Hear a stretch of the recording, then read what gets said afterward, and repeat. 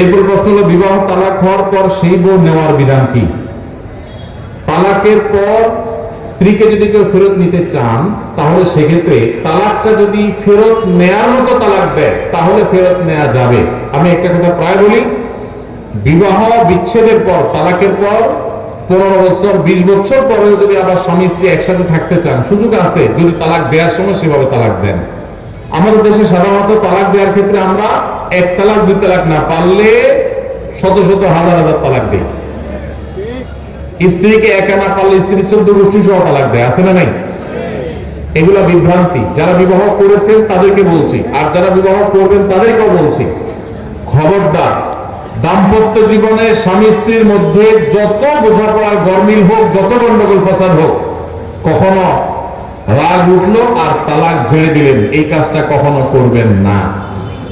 আমি আমার এক উস্তাদ খুলনা দারুল উলুমের, ওনার কথা প্রায় বিভিন্ন জায়গায় বলি, হুজুরের কাছে তালাকের মাসআলা নিতে আসলে মাসআলার উত্তর দেওয়ার আগে ওনার গদির নিচে যে ব্যাট থাকতো, ওই ব্যাট দিয়ে আগে এক দফা পিটাই নিতেন।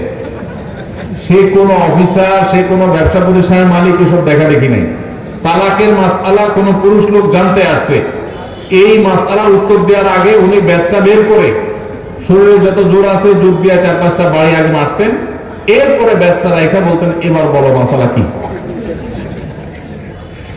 কারণ চুন থেকে নুন খসলেই তালাক। তালাক কি মায়ের হাতের মোয়া? মনে চাইলে তালাক দিয়ে দিলেন। একটা সম্পর্ক থাকে না থাকার ব্যাপার। এখানে পুরুষরা যেরকম আছে, অনেক মেয়েরাও আছে, কিছু হলেও বাবার বাড়ি দৌড় দিবে, হইতে না হইতে বলে না তোমার সংসার আর করবো না, আবার বেহায়ার মতো সেই সংসার ঠিকই করে। আরে ঠিক ঠিক বলা পুরুষদের মধ্যে বড় পুরুষ আছে যে চুন থেকে নুন খসলেই বলে না তোর সাথে সংসার করবে। এই ছোট কি সবাই করবেন না? যুবক ভাইরা যারা আছেন, খবরদার, দাম্পত্য জীবনের প্রথম দিনগুলো, প্রথম বছরগুলো অনেক কষ্টে যায়, পরিমাণা হতে চায় না। স্বামী স্ত্রীর মধ্যে নানান বিষয় কেমন লাগে, মায়ের কারণে, বোনের কারণে, ননদের কারণে, শাশুড়ির কারণে, বাইরের লোকের কারণে নানান ভুল বোঝাবুঝি তৈরি হয়। দিন যত অতিবাহিত হতে থাকবে, যত পারিবারিক জীবনটা সামনে এগোতে থাকবে, লাস্টিং করতে থাকবে, সন্তান বড় হতে থাকবে, ইনশাআল্লাহ দেখবেন এগুলো সব হারিয়ে যাবে। যারা ধৈর্যশীল তারা সবর করে, যারা অধৈর্যশীল তারা আগে ভাগে রাস্তা বিদিক করে ফেলে। এই জন্য ধৈর্য সহ্য ছাড়া কখনো পারিবারিক জীবন টিকানো সম্ভব নয়। ঘরে ঘরে তালাক হচ্ছে, আমি তালাক নিয়ে একটা লিফলেট তৈরি করছি, ইনশাআল্লাহ সেটা অচিরেই হাজার হাজার মানুষের কাছে আমরা পৌঁছায় দিব যে বিবাহের আগে তালাক সম্পর্কে সতর্ক হন। বেশিরভাগ মানুষ তালাক দিয়ে এসে এরপরে চোখের পানি ফেলে, এসে বলে হুজুর দিয়ে ফেলেছি, এখন কি করব। আপনি যদি 3টা তালাক দিয়ে শেষ করে থাকেন, তাহলে সেক্ষেত্রে আপনার স্ত্রীর সাথে আপনার সংসার করার সুযোগ যদি নষ্ট করেন, গোটা পৃথিবীর সব হুজুর একসাথে হয়ে, মক্কা মদিনার ইমাম সাহেব একসাথে হন, আপনাকে আপনার স্ত্রীর সাথে সংসার করার সুযোগ দিতে পারেন না। কারণ ব্যাপারটা হলো ছুরি মারার মতো। আমার পেটে ছুরি মেরে দিলেন, এরপর আপনি জিহ্বা কামড়াচ্ছেন, আফসোস করছেন। আফসোস আপনি করতে পারেন, আমি আর জীবিত হয়ে যাব না। দাম্পত্য সম্পর্কটা এরকম।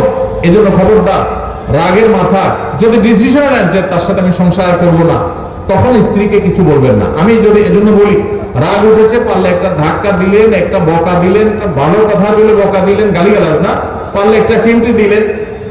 যদি আপনি অন্যায় করে থাকেন তাহলে আপনার বিচার করা যাবে। কিন্তু যদি তালাক দিয়া বসেন, সালাতুন জিদ্দুহুন্না জিদ্দুন ওয়া হাযলুহুন্না জিদ্দুন, নবীজি সাল্লাল্লাহু আলাইহি ওয়াসাল্লাম বলেছেন 3টা কাজ ইচ্ছাকৃত করলে যা হবে, দুষ্টমি করে করলেও তা হবে। আমাদের দেশে বিভিন্ন জায়গায় একসময় ছিল, এখন আছে কিনা জানি না, অনেক এলাকা প্রশাসন, অনেক ভাইরা তারা বড় বড় সাইনবোর্ড লাগিয়ে রাখছে, রাগের মাথায় তালাক দিলে তালাক হয় না। দেখছেন আপনারা এই সাইনবোর্ড? কেউ দুর্ভাগ্য হয় নাই কারো, এরকম সাইনবোর্ড অনেক জায়গায় আছে। আমাদের দুর্ভাগ্য যে আমাদের ফতোয়া অনেক সময় আমাদের প্রশাসন অনেক বাইরে দিয়ে দেয়, রাগের মাথায় তালাক দিলে নাকি তালাক হয় না। তালাক কি মানুষ মহব্বত করতে করতে দেয়? স্ত্রীর সাথে মহব্বত, ভালোবাসা, আতিশয্য তালাক দিয়ে দেয়? তাহলে তো দেয় রাগের মাথায়। তবে শরীয়ত বলে রাগের মাথায় আপনি ব্যালেন্স হারিয়ে তালাক দিয়ে পরে আফসোস যেন করতে না হয়, এই জন্য আপনাকে সবর করতে হবে। তালাক দেওয়ার ডিসিশন নিয়েছেন, স্ত্রীর একটা মাসিক পার হওয়ার পর্যন্ত অপেক্ষা করতে হবে। আসলেও মুখ দিয়ে তালাক দিয়ে দেবেন? জি না। তালাক দেওয়ার নিয়ম শুনেন, যেভাবে তালাক দিলে আবারও ফেরত নিতে পারবেন কখনো চাইলে, সেটা সুযোগ কখন হবে। আপনি সিদ্ধান্ত নিচ্ছেন না আর একসাথে আমরা থাকবো না, ওকে ফাইন, পরামর্শ করছেন বন্ধু বান্ধব, বিচক্ষণ মুরব্বী, আলেম ওলামা, লয়ার, সবার সাথে, তাহলে এবার আপনাকে অপেক্ষা করতে হবে। সিদ্ধান্ত নিলেন আজকে আর কালকে তালাক দিবেন, জি না, অপেক্ষা করতে হবে একটা মাসিকের। মাসিক পার হবে, এরপরে পবিত্রতা আসবে। সেই পবিত্রতার পিরিয়ডে শারীরিক কোনো সম্পর্ক হওয়ার আগে আপনাকে তালাক দিতে হবে। এটা হলো তালাকুস সুন্নাহ। এভাবে তালাক দেওয়ার নির্দেশ, যদি দিতে হয় এভাবে দিতে হবে। কেন শরীয়ত এতগুলো স্টেপ অবলম্বন করছে জানেন? কারণ শরীয়ত এনশিওর করতে চায় আপনার তালাকটা খুব বিচক্ষণতার সাথে, বুদ্ধিদীপ্ত ভাবে, সুচিন্তিত ভাবে হয়েছে, ঠান্ডা মাথায় হয়েছে, বুঝে শুনে হয়েছে। আপনি এটা অ্যাবনর্মাল হয়ে মেজাজ হারিয়ে আপনি মাথা গরম করে দিয়ে ফেলেননি। এটা নিশ্চিত করবার জন্য এতগুলো সময়, এতগুলো স্টেপ নিয়েছে যে একটা মাসিকের পিরিয়ড পার হওয়ার পরও স্বামী স্ত্রী একে অন্যের প্রতি যথেষ্ট আকৃষ্ট হওয়ার কারণ থাকা সত্ত্বেও সেই শারীরিক সম্পর্ক করার আগে আপনি তালাক দিচ্ছেন, মানে হলো যথেষ্ট যৌক্তিকতা আছে এবং আপনি খুব কনভিন্স হয়ে বুঝে শুনে তালাক দিচ্ছেন। এটা এনশিওর করার জন্য শরীয়তগুলো বাদ দিয়েছে। এই বাদ পার হওয়ার পর আপনাকে তালাক দিতে হবে। আমাদের দেশে হাজারের ভিতরে 999 জন মানুষ তালাক দেওয়ার সময় মুখ দিয়ে আসলো আর পট করে তালাক দিয়ে দিল। এটা সুন্নাহ তালাক নয়। এই তালাকটা, এইভাবে তালাক দেওয়া, এটা একটা গুনাহের কাজ। এভাবে তালাক দিবেন না, তালাক দেওয়া যাবে না। এই জন্য যুবক ভাইরা যারা বিবাহ করবেন ভবিষ্যতে, আপনারা জেনে রাখেন ঘরে ঘরে তালাক হচ্ছে। ঢাকায় যতগুলো বিবাহ রেকর্ড হয়, আনুপাতিক হারে প্রায় পাল্লা দিয়ে ততগুলো বিবাহ বিচ্ছেদ হয়। ভয়ঙ্কর ভাবে তালাক বেড়ে চলেছে। কয়েক জায়গায় মাহফিলে গিয়েছি, এলাকার চেয়ারম্যান সাহেবরা বলছে, ভাই আমি চেয়ারম্যান হওয়ার পরে যে বিচার আচার আমার কাছে আসছে, বিসমিল্লাহ করছি তালাকের বিচার দিয়া। একজন বলছেন যে কয়েকদিনের ভিতরে 20-25টা তালাকের বিচার আসছে, আর যেগুলো আমার কাছে আসে সেগুলো তো আমাদের হিসাবের বাইরে। এই জন্য আপনাদের প্রতি উদাত্ত আহ্বান রাখতে চাই, আমাদের সংসারগুলো সব খান খান হয়ে যাচ্ছে। সবাই সংযমী হতে হবে, ধৈর্যশীল হতে হবে। as-sabru জাযাউহু আল-জান্নাহ, সবরের বিনিময়ে আল্লাহ তাআলা জান্নাত দান করবেন। সবাই সবর করবেন তো ইনশাআল্লাহ। ইনশাআল্লাহ। দাম্পত্য জীবনে আর যা হোক, খবরদার কখনো মাথা গরম করে তালাক দিবেন না। আমি যেভাবে বলেছি সুন্নাহ সম্মত তালাক, এভাবে যদি পিরিয়ড যাওয়ার পরে, সুস্থ হওয়ার পর, শারীরিক সম্পর্কের আগে একটা তালাক দিবেন, এটা হলো সুন্নাত। তালাক কয়টা হবে? একটা।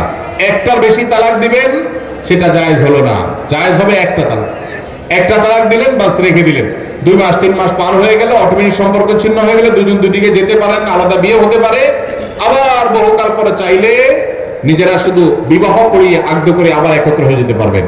আর যদি আপনি একটা দিয়েছেন, আবার আরেকটা দিয়েছেন, 6 মাস পর আরেকটা দিয়েছেন, দিয়ে 3টা শেষ করে ফেলছেন, তাহলে আর কখনো বিবাহ যদি মক্কার ইমাম সাহেব এসেও পড়ায়, তারপর আর একসাথে থাকতে পারবেন না। আল্লাহ তাআলা আমাদেরকে এই বিবাহ বন্ধন এবং তালাকের ক্ষেত্রে বলেছি, তারপর অনেক লম্বা হয়ে গেছে, আমার মনে হয় শেষ করা দরকার। প্রশ্নগুলো আমি সাথে নিয়ে যাবো ইনশাআল্লাহ, যেগুলোর উত্তর পরবর্তীতে আল্লাহ তৌফিক দিলে দিব। যেহেতু অনেক বেশি প্রশ্ন আছে, সবগুলোর উত্তর দেওয়া গেল না, আমরা ইনশাআল্লাহ পরবর্তীতে কখনো কোনো লাইভে আপনাদের এগুলোর উত্তর আমি দিয়ে দিব। আর আপনাদের খুব বেশি জরুরি প্রশ্ন যদি হয়, এখানে ওস্তাদ শেখ জাকারিয়া বিন আব্দুল ওয়াহাব হাফিজাহুল্লাহ, তারপরে আমাদের মোশাহিদ আলী চমকপুরি হাফিজাহুল্লাহ, ওস্তাদ সাইদুর রহমান আছেন, তারপরে আমাদের ওসামা খন্দকার শেখ আছেন, আর ওলামা ইকরাম আছেন, আপনারা ওনাদের শরণাপন্ন হবেন ইনশাআল্লাহ বিইذنিল্লাহ। আপনারা চলে যাচ্ছেন দুই ভাই আমার রেখা। এটা কোন ধরনের মেহমানদারি হলো জিনেদের মানুষের? বসেন, এবার বসেন। বসেন না, বসেন বসেন বসেন ভাই। আমরা শেষ করি মজলিসের দোয়া পড়ব তো সুন্দর করে, এটা তো ওঠার নিয়ম হলো না। বসেন।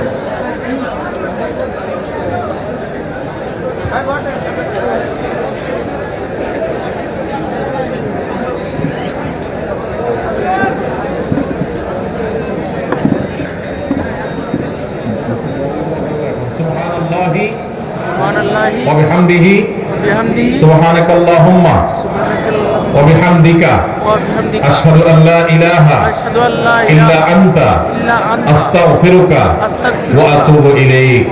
জাযাকুমুল্লাহু খাইরা। আসসালামু আলাইকুম ওয়া রাহমাতুল্লাহি ওয়া বারাকাতুহু।